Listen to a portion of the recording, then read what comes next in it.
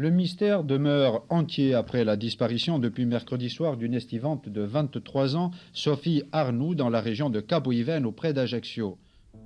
Sophie Arnoux, originaire du pays de Montbéliard, disparaît subitement le 4 septembre 1985, en plein maquis corse.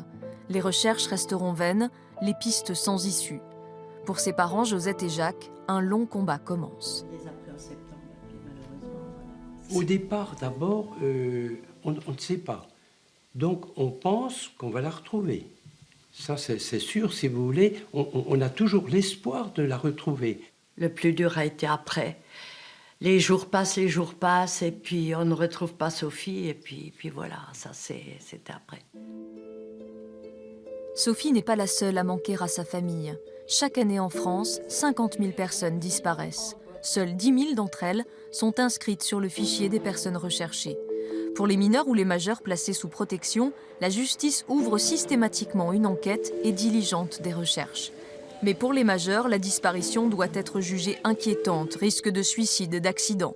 Dans les hypothèses criminelles, comme pour Sophie Arnoux ou plus récemment Narumi Kurosaki, la jeune étudiante japonaise à Besançon, la justice va plus loin. Lorsqu'on est effectivement dans les cas de figure de personnes jeunes, ou même de majeurs, qui d'un moment à l'autre disparaissent en laissant tout chez eux, enfin voilà, s'évaporent, j'allais dire. Là, on peut retrouver avec des proches très inquiets. Là, on peut effectivement ouvrir ensuite une information judiciaire pour que les investigations se poursuivent sur un plus long terme.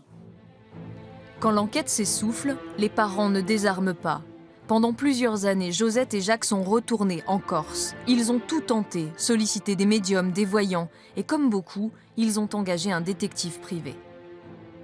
C'est vrai que si on découvre des éléments intéressants ou importants, une piste quelconque qui viendrait justifier une disparition inquiétante, peut-être un meurtre, un enlèvement ou autre, eh bien évidemment, ça va être après les services administratifs qui vont prendre le relais. Ça va être la justice qui va s'en saisir.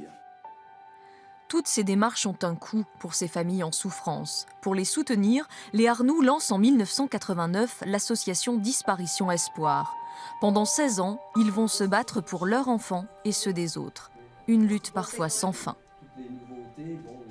Je dirais que dans le cas des disparitions inquiétantes, la majorité des affaires ne sont pas résolues. On ne retrouve pas les personnes. C'est toujours terrible. Quand vous avez des enfants qui n'avaient aucune raison de disparaître, on ne retrouve ni les corps. Pour les familles, c'est terrible parce qu'elles ne peuvent pas faire le deuil.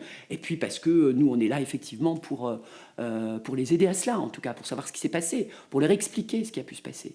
Et on est toujours extrêmement frustrés, évidemment, lorsque ce type d'enquête n'aboutit pas.